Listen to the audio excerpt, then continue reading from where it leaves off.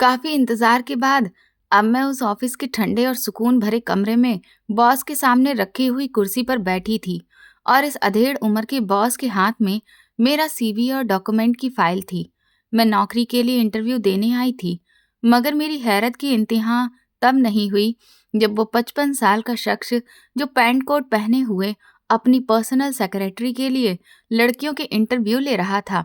पिछले 15 मिनट से मेरे सामने बैठा एक भी सवाल किए बगैर बस मुझे ही लगातार घूर रहा था। उसने फाइल को ठीक से खोला तक नहीं था। उसकी नजर बार बार सिर्फ इसी तरफ उठ रही थी जहां पर मैं बैठी थी। शायद वजह मेरी वो खूबसूरती थी जिसे मैं भी बहुत अच्छी तरह जानती थी। मेरी गिनती शहर की सबसे खूबसूरत लड़कियों में होती थी, मगर बदकिस्मती से मैं सिर्फ खूबसूरती में ही अमीर थी, किस्मत में नहीं। मैंने एक गरीब घराने में आंखें खोली थी। बड़ी मुश्किल से मैंने अपना ग्रेजुएशन पूरा किया था और इसी डिग्री के साथ नौकरी के लिए मेरा घर से निकलना बहुत ज़रूरी हो गया था, क्योंकि घर में मेरी एक बीमार माँ और 2 जवान बहनें थीं। पापा के देहांत के बाद ना तो मेरा कोई भाई था और ना ही कोई सहारा। इसीलिए घर की बागडोर संभालना मेरे लिए जिम्मेदारी बन चुका था। नौकरी मेरे लिए सबसे बड़ी ज़रूरत थी और इसीलिए मैंने मुंबई की जितनी बड़ी बड़ी कंपनियां थीं सभी में अप्लाई कर दिया था। लेकिन एक सच्चाई ये भी थी कि मैं अपनी खूबसूरती की ताकत को बहुत अच्छे से जानती थी। मैं जानती थी कि मेरी कमजोरी पढ़ाई लिखाई शायद एक बार मेरे काम ना आए, मगर मेरी खूबसूरती जरूर किसी न किसी दरवाजे तक मुझे पहुंचा देगी। मैं सपने में रहने वाली लड़की नहीं हूं, बल्कि सच्चाई को समझकर चलने वाली थी। इसलिए मुझे पता था कि नौकरी कैसे मिल सकती है। मैंने अपनी उंगली में पहनी वो बारीक सी एंगेजमेंट की अंगूठी देखी जो आधे तोले से भी कम की थी। 2 साल पहले मेरे पापा के दोस्त के बेटे ने दुबई जाने से पहले ये अंगूठी मुझे अपने हाथ से पहनाई थी। उसकी नौकरी दुबई में लग चुकी थी और वो 5 साल से पहले भारत वापस नहीं आ सकता था। इन्हीं 5 सालों में मेरी इच्छा थी कि मैं नौकरी करके अपनी दोनों बहनों की जिम्मेदारियों से आजाद हो जाऊं, क्योंकि वो दोनों भी जवान थी। मेरी और आदित्य की एंगेजमेंट सिर्फ एक रस्म नहीं थी, बल्कि हमारी सच्ची मोहब्बत का ही नतीजा थी। हम दोनों मिडिल क्लास घराने से ताल्लुक रखते थे, इसीलिए अपनी अपनी जिम्मेदारियों की वजह से मजबूर होकर नौकरी करने के रास्ते पर निकल चुके थे। मुझे आदित्य से बहुत प्यार था। हम जब तक रात को एक दूसरे से बातें नहीं कर लेते थे, हमें चैन नहीं आता था। मगर गरीबी इंसान को एक ऐसे मोड़ पर लाकर खड़ा कर देती है जहां दिल का नहीं बल्कि हालात की ही चलती है। मैंने धीरे से वो अंगूठी अपनी उंगली से उतारी थी और अपनी एक काबिल और भरोसेमंद सहेली को ये कहकर बेच दी थी कि जब मेरे पास पैसे आएंगे तो मैं तुमसे ये वापस खरीद लूंगी। अंगूठी के पैसों से मैंने महंगे और ब्रांडेड कपड़े खरीदे थे ताकि इंटरव्यू में अपना अच्छा खासा इंप्रेशन जमा सकूं। मेरे माँ बाप ने मेरी परवरिश बहुत ही धार्मिक माहौल में की थी और इसीलिए मैं अब तक हमेशा सिर्फ पारंपरिक कपड़े जैसे सूट साड़ी ही पहनती थी। लेकिन उस दिन मैं ऑफिस में बैठे बैठे किसी साधारण कर्मचारी की तरह नहीं, बल्कि खुद इस ऑफिस की मालकिन की तरह दिख रही थी। शायद यही बात उस सामने बैठे अधेड़ उम्र के शख्स पर मेरी खूबसूरती का जादू चला चुकी थी, क्योंकि मैं आज मॉडर्न कपड़े पहने हुए थी। उसने आखिरकार फाइल मेरे सामने रखी और नरम लहजे में कहा कि मैं कल से नौकरी ज्वाइन कर सकती हूँ, मिस कंचन। उसके ये शब्द सुनकर मेरे दिल में खुशी की एक लहर दौड़ उठी। मैंने तुरंत पूछा, सर मेरी सैलरी कितनी होगी? मेरा सवाल सुनकर उसके होठों पर एक अजीब सी मुस्कुराहट फैली। उसने अपनी चेकबुक उठाई, उसमें कुछ लिखा और एक चेक फाड़कर मेरे सामने रखते हुए बोला, आप जैसी खूबसूरत पर्सनल सेक्रेटरी को मैं एडवांस में फीस देना चाहता हूँ।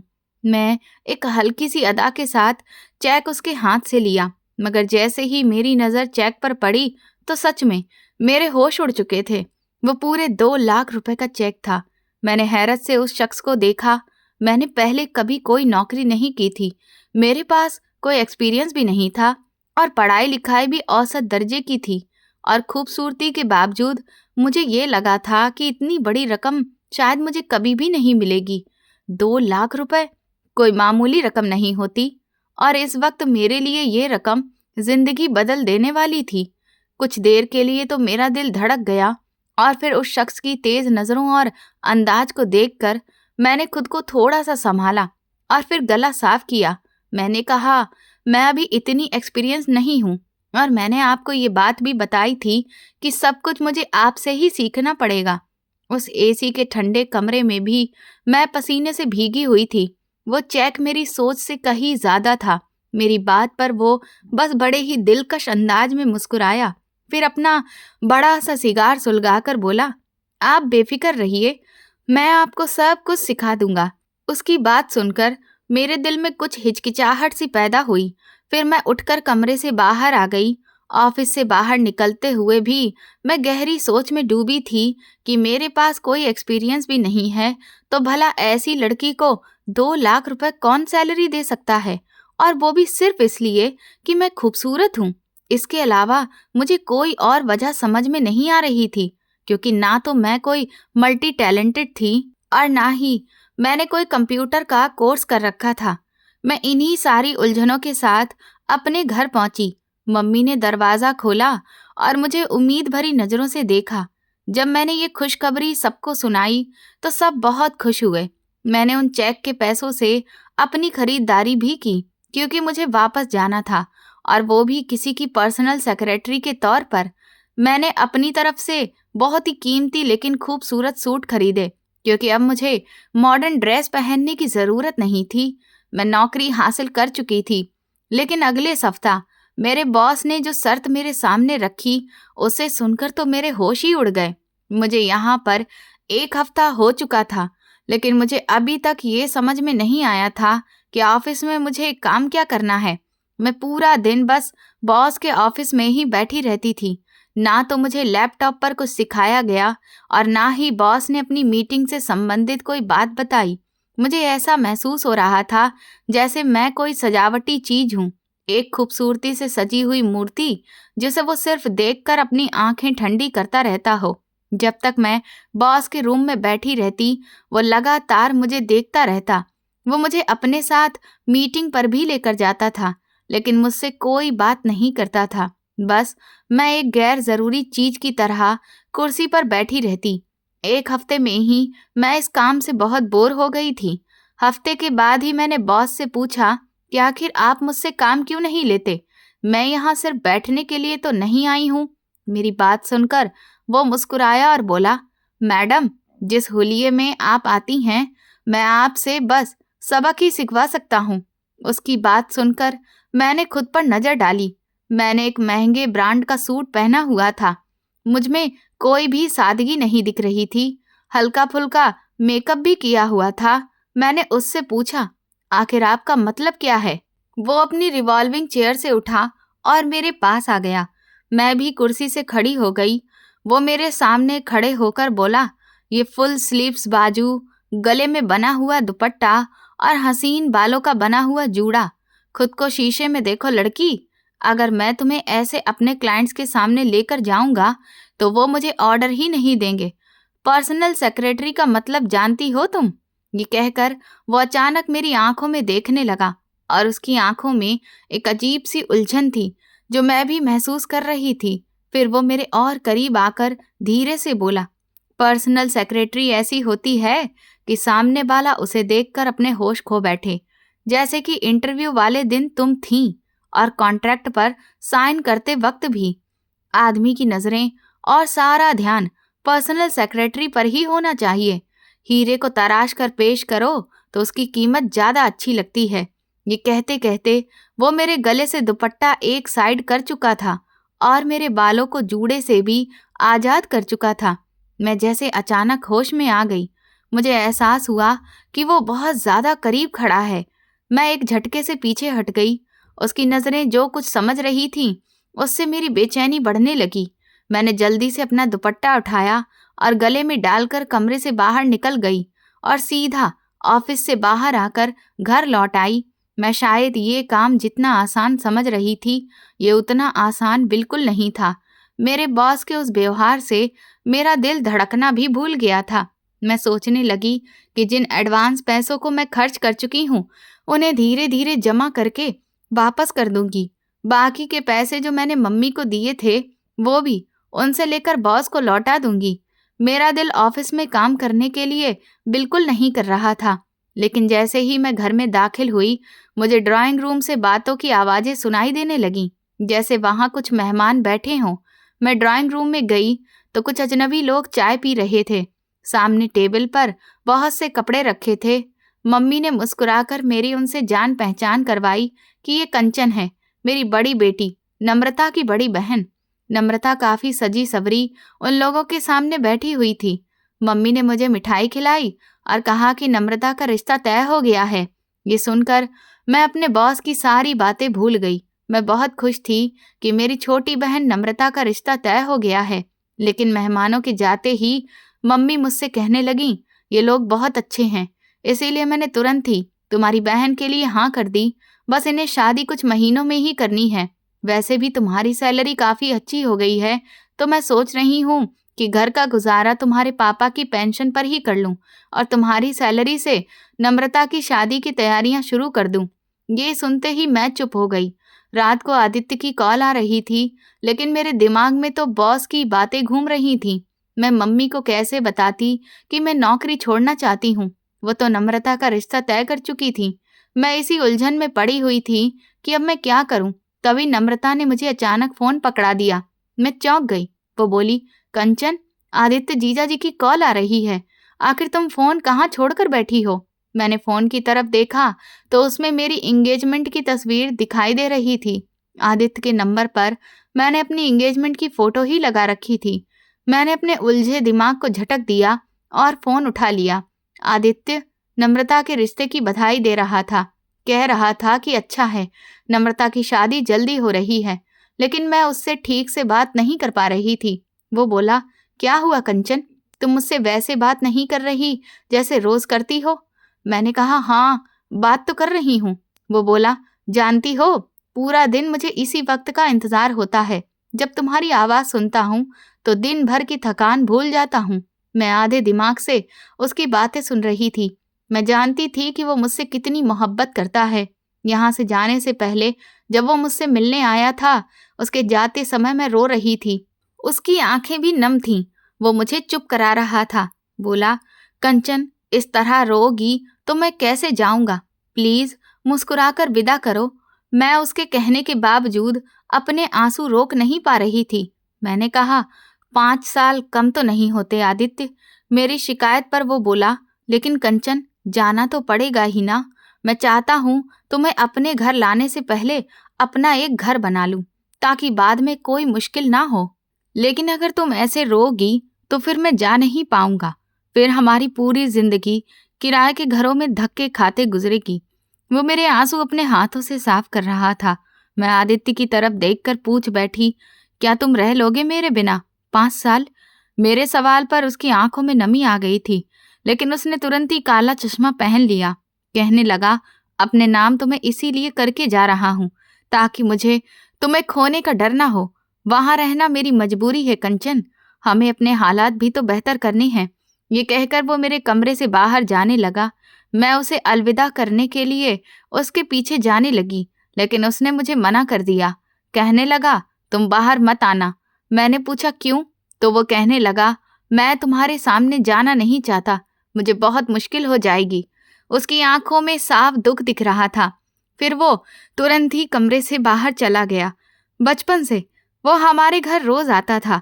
हम बचपन में एक साथ खेलते थे, लड़ते झगड़ते थे। बड़े हुए तो वो मुझे बहुत परेशान करता था। मैं जब किचन में होती तो वो भी किचन में आ जाता। जब तक मैं खाना बनाती रहती वो मेरे पास ही खड़ा रहता। पहली बार मैंने आदित्य को उस वक्त बहुत तेज गुस्से में देखा था जब कॉलेज आते समय मुझे एक लड़का परेशान कर रहा था। आदित्य वहीं से गुजर रहा था। ये देखकर वो मेरे पास आया और उस लड़के को मारने लगा। कहने लगा, तुम्हारी हिम्मत कैसे हुई कंचन के आसपास घूमने की? आदित्य को इतने गुस्से में देखकर पहली बार मुझ पर ये राज खुला था कि आदित्य मुझसे कितनी मोहब्बत करता है। आदित्य की यादों ने मुझे कुछ पल के लिए सब कुछ भुला दिया था। मैं 2 दिन ऑफिस नहीं गई। मम्मी ने वजह पूछी तो मैंने सर दर्द का बहाना बना दिया। लेकिन तीसरे दिन बॉस की गाड़ी ड्राइवर के साथ मेरे घर के सामने खड़ी थी। मम्मी भी कहने लगी, तुम क्यों छुट्टियां करने लगी हो?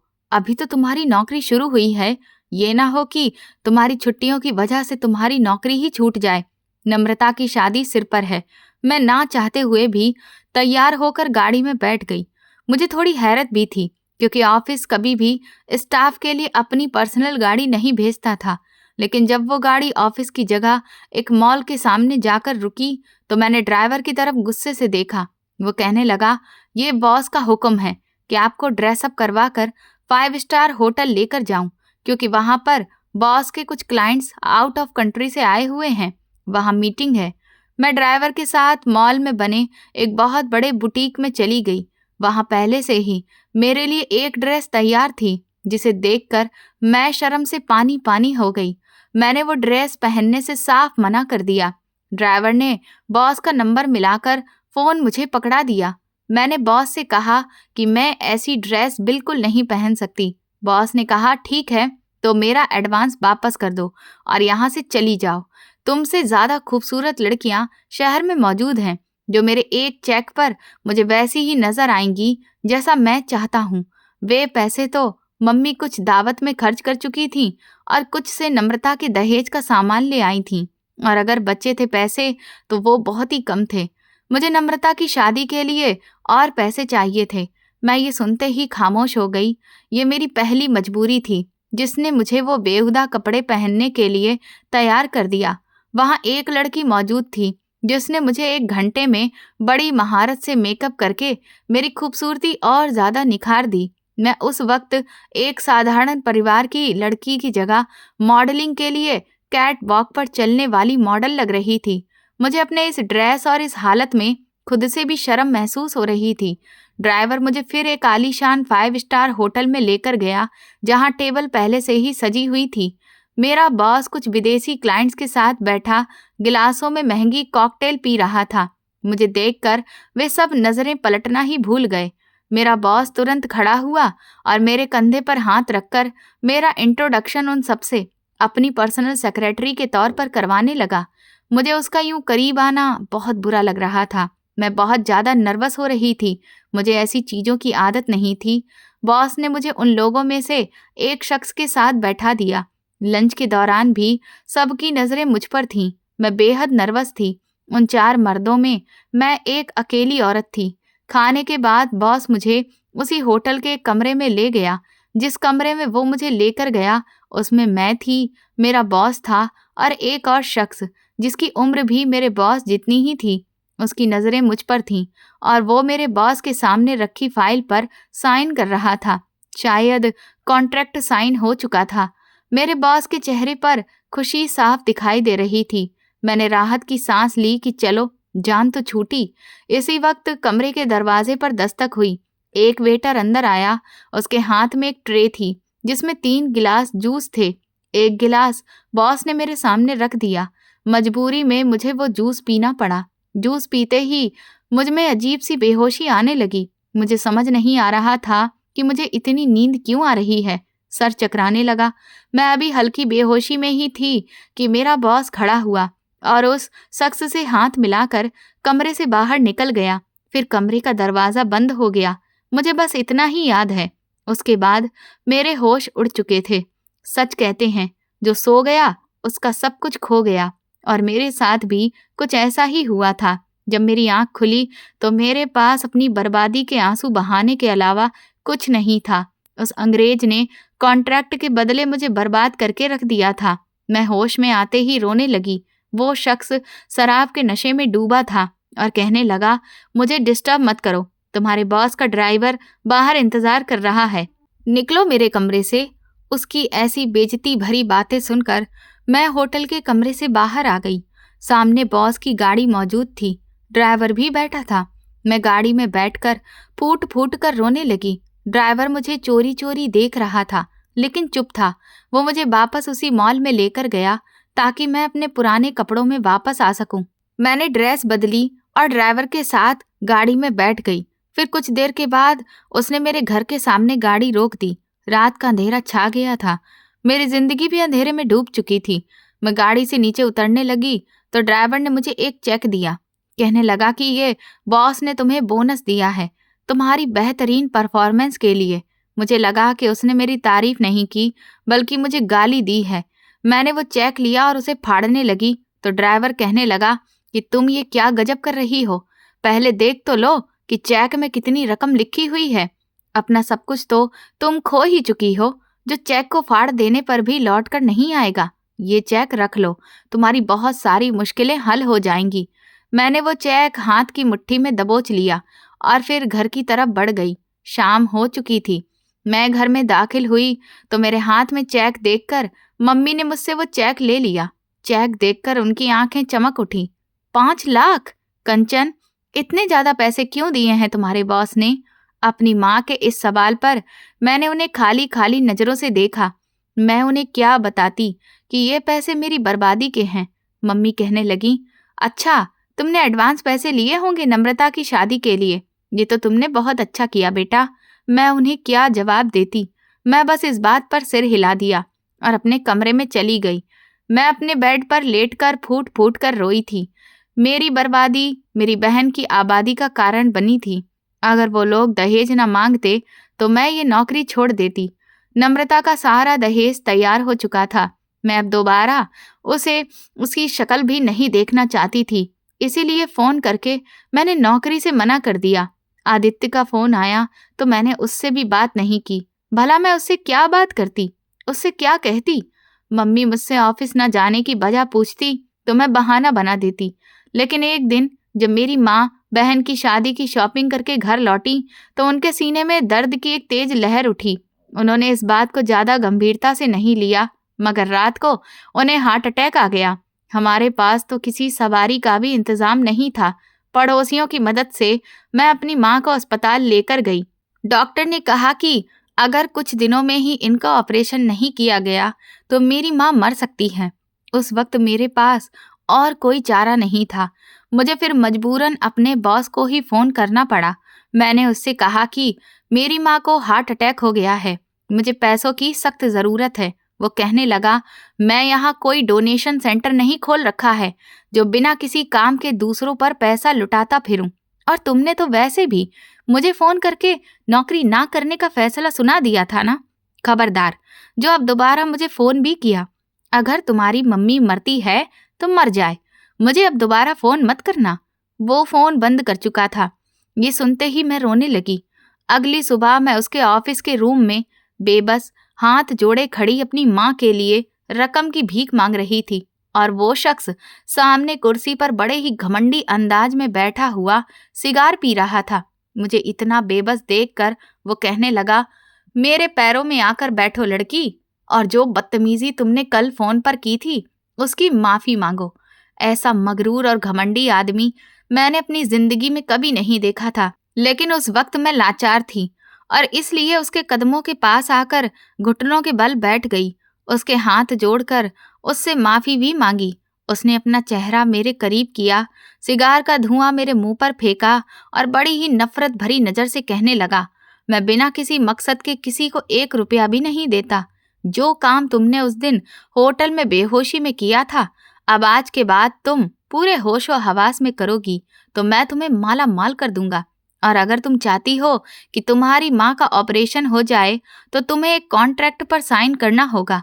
फिर तुम मेरे ऑर्डर की पाबंद रहोगी, मेरे काम से इनकार नहीं कर सकती। उसने फिर एक कॉन्ट्रैक्ट पेपर मेरे सामने रखा और कहा कि मैं उस पर साइन कर दूं। मैं तुम्हें तुम्हारी माँ के ऑपरेशन के लिए पैसे दे दूंगा। इसके अलावा भी तुम्हें पैसे देता रहूंगा। वो कॉन्ट्रैक्ट नहीं था, वो गुलामी थी। लेकिन मेरे पास उस वक्त और कोई रास्ता नहीं था। मेरी माँ जिंदगी और मौत के बीच खड़ी थी। मैंने आंसू भरी आंखों से उस कॉन्ट्रैक्ट पेपर को देखा। मेरी इज्जत की अर्थी निकालने की हर बात उसमें दर्ज थी। मैं कांपते हाथों से उस पर साइन करने लगी तो आंखों के सामने आदित्य का चेहरा आने लगा। लेकिन उस वक्त मेरी मम्मी की जिंदगी मेरे लिए सबसे जरूरी थी। मैंने वो पेपर साइन कर दिए। उस दिन मेरे ज़मीर की मौत हो चुकी थी। उस शख्स के चेहरे पर बड़ी ही शैतानी भरी मुस्कुराहट फैल गई। मैंने अपनी आंखों पर जमा हुए आंसू साफ किए और कहा कि वो मुझे चेक बनाकर दे दे। मुझे अपनी मम्मी का ऑपरेशन करवाना है। वो कहने लगा, इतनी भी जल्दी क्या है? मैंने कहा, मैं डॉक्टर से कहकर आई हूँ कि मैं पैसे का इंतजाम करके ही आऊंगी। मेरी सिसकियां रुक नहीं रही थी, मगर सामने बैठा शख्स बेहिस और हिसाब का पक्का था। वो कहने लगा, पहले तुम मेरे साथ होटल जाओगी और मेरा ड्राइवर अस्पताल में तुम्हारी मम्मी के ऑपरेशन के पैसे जमा करवाएगा। जब तक ऑपरेशन होगा तब तक तुम मेरे साथ रहोगी। मैं उसकी बात पर पथराई आंखों से उसे देख रही थी। मैंने अपनी जिंदगी में ऐसा नीच आदमी कभी नहीं देखा था। मैं कहीं भाग तो नहीं रही थी, कॉन्ट्रैक्ट भी साइन कर चुकी थी, उसकी गुलामी तक करने को तैयार थी, लेकिन उस शख्स के अंदर इंसानियत मर चुकी थी। मैंने अपनी बहन को फ़ोन किया, जो उस वक्त मम्मी के पास अस्पताल में ही थी। मैंने उससे कहा कि पैसे उसके पास पहुंच जाएंगे, वो ऑपरेशन करवा ले। मुझे एक ज़रूरी मीटिंग के लिए जाना है। एक ऐसे इंसान के साथ वक्त गुजारना भी किसी नरक से कम नहीं होता जिससे आपको बेइंतहा नफरत हो। फिर जब मैं रात को अस्पताल पहुंची तो मेरी बहन मुझे हैरत से देखने लगी। कहने लगी कि आपके लिए मम्मी से बढ़कर कौन सी मीटिंग थी दीदी? वो रो रही थी। मैं उसे क्या बताती कि अपनी माँ की जिंदगी की कौन सी कीमत चुकाकर मैं आई हूँ। वो मेरे गले लगकर रोने लगी। कहने लगी, मम्मी मर चुकी हैं दीदी। इन शब्दों ने तो मुझे जीते जी ही मार डाला था। वो रोते हुए बता रही थी कि ऑपरेशन के बाद उनकी हालत बिगड़ गई थी। मरने से कुछ मिनट पहले वो आपके बारे में ही पूछ रही थी। उनके होठों पर बस एक ही नाम था, कंचन कहाँ है? मुझे ऐसा लगा जैसे किसी ने मेरे सर पर तेजाब डाल दिया हो। मैं वहीं चक्कर खाकर बेहोश होकर गिर पड़ी। मेरी गुलामी और इज्जत की नीलामी मेरी माँ की जान बचा नहीं सकी। मैं अगर अपने कॉन्ट्रैक्ट से पीछे हटती तो वो इंसान मुझ पर क्या क्या कर देता, मैं बहुत अच्छी तरह जानती थी। मैंने फिर अपने मंगेतर को कॉल किया। मैंने उससे कहा कि मैं अब तुमसे शादी नहीं कर सकती। वो मुझसे वजह पूछने लगा। कहने लगा, कंचन तुम होश में तो हो? मुझे बताओ आखिर हुआ क्या है? लेकिन मैंने आदित्य को कोई जवाब नहीं दिया और फ़ोन काट दिया। मैंने उससे रिश्ता ख़त्म कर दिया था। मैं उसके साथ झूठ और बेईमानी नहीं कर सकती थी। जिस रास्ते पर मैं चल पड़ी थी वहाँ से कोई औरत कब वापस लौटी है ये मैं बहुत अच्छी तरह जानती थी। जहाँ आदित्य काम करता है वहाँ 5 साल का कॉन्ट्रैक्ट था। उसका पासपोर्ट और बाकी कागज भी कंपनी के पास थे। 5 साल से पहले वो आदित्य को वापस आने नहीं देंगे और अब मैं उसके काबिल भी नहीं रही थी। इसीलिए सबसे बेहतर यही था कि हमारे रास्ते अलग हो जाएं। मैंने अपने आप को अंदर से मार डाला था। उस शख्स के सारे कॉन्ट्रैक्ट अब मेरी वजह से पास हो रहे थे। वो दिन रात दुगनी चौगनी तरक्की करने लगा था, लेकिन मैं उसकी वजह से दलदल में फंसती चली गई। एक बार वो मेरे साथ वक्त गुजार कर वापस अपने घर जाने लगा तो मैंने उससे कहा कि वो मुझसे शादी कर ले, क्योंकि ये नरक भरी नीची जिंदगी मैं और ज्यादा बर्दाश्त नहीं कर सकती। इस बात पर वो हंसकर कहने लगा, तुमसे शादी? भला मैं क्यों करूं? तुम जैसी लड़कियां सिर्फ हम बिजनेसमैन और करोड़पति लोगों का दिल बहलाने के लिए होती हैं, शादी के लिए नहीं होती। ये कहकर वो चला गया। मैंने अपने बहते आंसू आखिरी बार पोंछे, लेकिन उसके सारे कारोबार को मैं बहुत अच्छे से समझ चुकी थी। पीछे से 8 महीने के अंदर अंदर मैंने उस शख्स को अपना मोहताज बनाकर रख दिया था। वो मेरे बिना बिल्कुल बेकार था। मेरी खूबसूरती उसके दिमाग पर बुरी तरह सवार हो चुकी थी। ये कहना बेहतर होगा कि वो मुझसे मोहब्बत करने लगा था, मुझ पर भरोसा करने लगा था। फिर मैंने एक जॉइंट अकाउंट बनवाया, उसका सारा बैलेंस उसी में ट्रांसफ़र करवा दिया। उसकी हर डील की जानकारी मेरे पास होती थी। हर कागज पर दूसरा दस्तखत मेरा होता था। मैंने उसे शराब और अपने शवाब का इतना आदी बना दिया था कि कई कई दिन वो होटल के कमरे में नशे में धुत पड़ा रहता था। नशे की हालत में ही मैंने उससे उसकी हर एक प्रॉपर्टी, यहाँ तक कि उसका बंगला भी अपने नाम पर करवा लिया था, क्योंकि मैं उसे पाई पाई का मोहताज करना चाहती थी। उसके क्लाइंट्स अब मुझसे डील करते थे। उसके व्यवसाय की हर चीज़ अब मेरे नाम हो चुकी थी। मैंने अपनी बहनों की शादियां भी धूमधाम से की थीं। अपने आप को बेचकर मैंने उन्हें इज्जत की जिंदगी दी थी। जब सब कुछ मैं अपने नाम करवा चुकी तो एक दिन उसकी बड़ी बेचैनी से मैं ऑफिस के रूम में उसी की रिवॉल्विंग चेयर पर बैठी उसका इंतजार कर रही थी। वो शायद अपनी बेटी की सालगिरह पर उसे तोहफा देने के लिए बैंक से पैसे निकलवाने गया था, लेकिन बैंक अब मेरे इशारों पर चलती थी। वो बुढ़ा बॉस तेज कदमों से अपने कैबिन में दाखिल हुआ। मुझे अपनी कुर्सी पर बैठा देखकर उसे हैरत का झटका लगा। मेरे होठों पर सिगरेट थी। मैं बुराई के रास्तों पर चल पड़ी थी और अब मुझे अपने आप से ही नफरत होने लगी थी। इसीलिए मैं सिगरेट का सहारा लेने लगी थी। उसे देखकर वो वहीं दरवाजे पर रुक गया। मैंने उस पर सरसरी नजर डाली और कहा, आपको अंदर आने के नियम नहीं पता?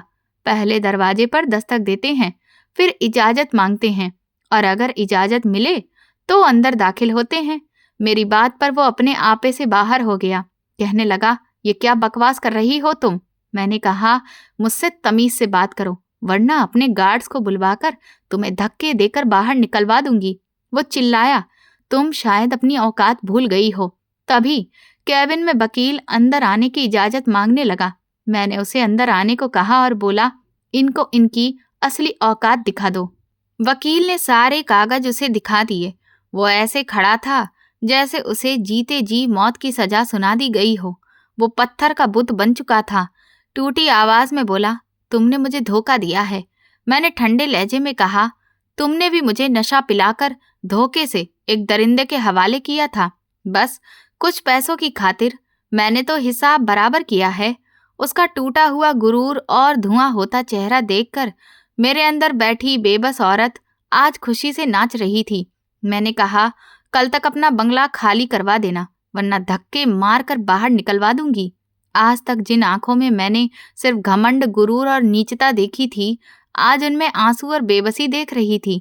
वो रोने लगा, कहने लगा, मुझे माफ कर दो, लेकिन मैंने उसकी एक भी नहीं सुनी। गार्ड्स को बुलाकर उसे बाहर निकलवा दिया। कुछ देर के बाद उसकी बेटी रोते हुए मेरे पास आई। कहने लगी, उसके बाप को हार्ट अटैक हुआ है। डॉक्टर ने ऑपरेशन के लिए कहा है। इस वक्त मुझे पैसों की बहुत जरूरत है।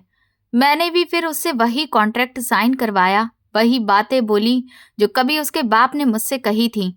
आज वो मेरी ही जगह पर खड़ी थी। रोते हुए उसने साइन किया। मैंने उसे एक होटल में भिजवा दिया और ड्राइवर को हॉस्पिटल उसके बाप के ऑपरेशन की फीस जमा करवाने भेज दिया। मैं ऑफिस के एक रूम में बैठी थी, लेकिन बहुत बेचैन थी।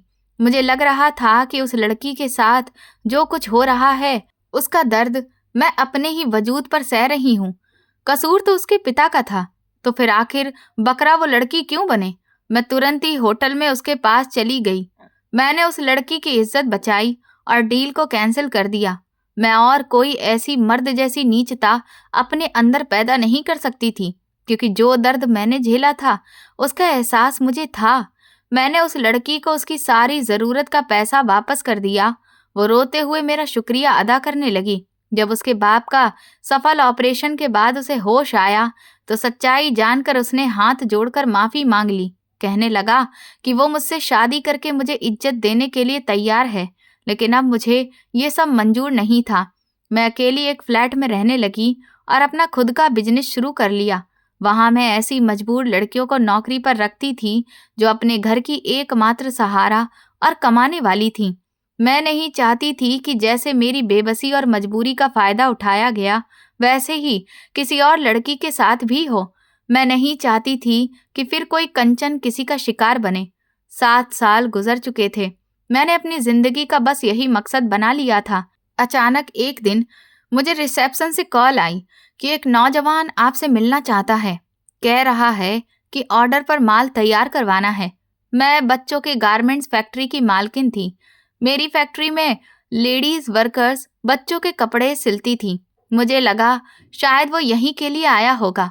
मैंने कहा कि उसे अंदर भेज दो। मैंने अपने नज़र का चश्मा ठीक किया और सिगरेट जलाकर होठों पर लगाई। मेरे कमरे का दरवाज़ा खुला और सामने जो शख्स खड़ा था उसे देखकर मैं सांस लेना ही भूल गई।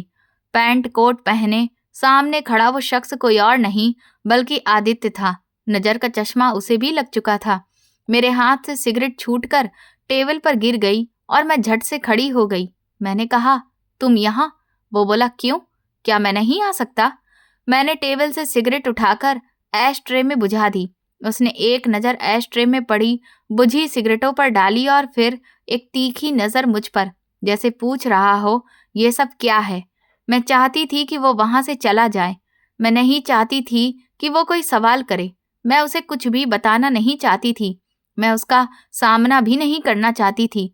वो मेरे पास आकर खड़ा हो गया और बोला, मुझे तुमसे बात करनी है। मैंने कहा, मगर मुझे तुमसे कोई बात नहीं करनी। मेरा तुमसे कोई रिश्ता नहीं है। मेरी ये बात सुनकर उसने मेरा हाथ पकड़ लिया और बोला, रिश्ता तुमने तोड़ा था, मैंने नहीं। सीधी बात बताओ, आखिर क्या हुआ था? एक फोन कॉल करके तुमने मुझसे मेरे जीने का हक क्यों छीन लिया? क्या इतना आसान था तुम्हारे लिए हर रिश्ता खत्म कर देना? बुरे हालात किसी पर भी आ सकते हैं, लेकिन कोई अपने चाहने वालों के साथ ऐसा नहीं करता जैसा तुमने किया। मैं रोने लगी और बोली, मैं जिस मुकाम पर आकर खड़ी हो गई हूँ वहां तुम कहीं मौजूद नहीं हो। मैं तुम्हारे काबिल नहीं रही। मैंने सोचा कि उसे सब कुछ बता दूं ताकि वो खुद ही मेरा साथ छोड़ दे। मैंने रोते रोते उसे सब कुछ बताया, कुछ भी नहीं छुपाया। वो खामोशी से सब सुनता रहा, फिर बोला, क्या मैं मर गया था कंचन? तुमने मुझसे क्यों नहीं कहा? क्यों नहीं बताया? क्या यही थी तुम्हारी मोहब्बत? तुमने मुझ पर एक बार भी भरोसा नहीं किया? एक बार भी अपना समझकर अपनी मुश्किलें मेरे सामने नहीं रखी? तुम मुझसे कहती तो मैं तुम्हारा था। तुमने क्यों दूसरों के सामने हाथ जोड़कर अपनी इज्जत गिराई? ये तुमने बहुत गलत किया। आज वो फिर मेरे बहते आंसू अपने हाथों से पोंछ रहा था। वो बोला, छोड़ो इन सब बातों को। ये बताओ, मैं तुम्हारे घर कब आऊं तुमसे शादी करने? मैं चौंक कर उसकी तरफ देखने लगी। ये सब जानकर भी तुम मुझे अपनाना चाहते हो? क्या तुम पागल हो गए हो? तुम्हें कोई भी अच्छी लड़की मिल सकती है। वो बोला, मैं एक अच्छी लड़की से ही कह रहा हूँ। मैं अभी भी तुमसे प्यार करता हूँ।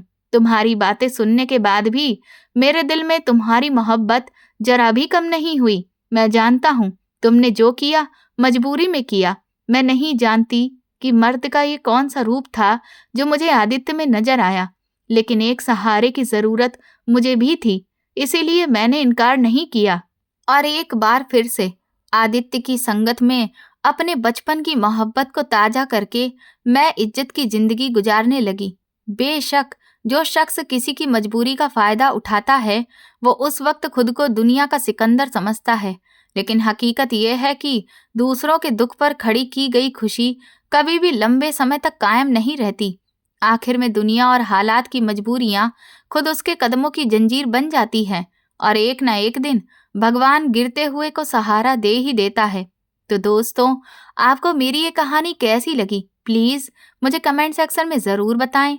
मेरे चैनल को सब्सक्राइब कर वीडियो को लाइक कर दें और इस वीडियो को हाइप भी दें और ज्यादा से ज्यादा शेयर भी करें। और ऐसी और भी रोमांचक कहानियां सुनने के लिए मेरे चैनल को सब्सक्राइब जरूर करें। ये कहानी पूरी तरह से काल्पनिक है। इसमें दिखाए गए किरदार, घटनाएं और परिस्थितियां केवल मनोरंजन के उद्देश्य से प्रस्तुत की गई हैं। किसी भी व्यक्ति, संस्था या घटना से इनका कोई वास्तविक संबंध मात्र संयोग होगा।